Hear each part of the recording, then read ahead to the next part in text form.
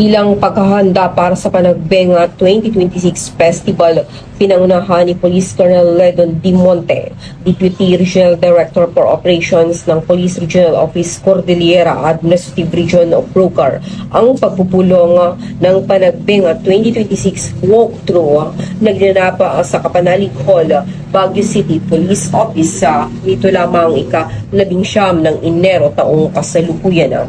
Ang pagpupulong ay dinaluhan ni Police Colonel Arnold D. Rezote, Chief ng Regional Operations Division ng Brocar, at si Police Colonel Roel D. Tagal, City Director ng Baguio City Police Office, kasama ang mga miyembro ng Command Group ng Baguio CPO. Kani-kanilang mga kawani at tauhan at mga kinatawan mula sa mga kasosyong ahensya at mga grupo ng voluntaryo.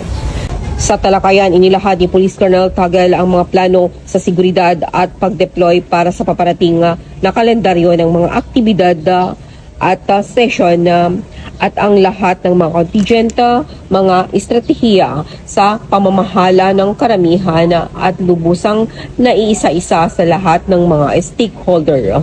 Katapos ng pagpupulong, sina Police Colonel Monte at Police Colonel Tagal ay kinapanayam ng media correspondent ng UNTV kung saan itinampok nila ang mga paghahanda sa seguridad ng Philippine National Police o PNP para sa Panagbenga 2026 at mga kaligtasan ng publiko, at hinimok ang publiko na manatiling mapagmatsyag at sundin ang mga protocol sa kaligtasan para sa isang ligtas at kaaya-ayang pagdiriwang.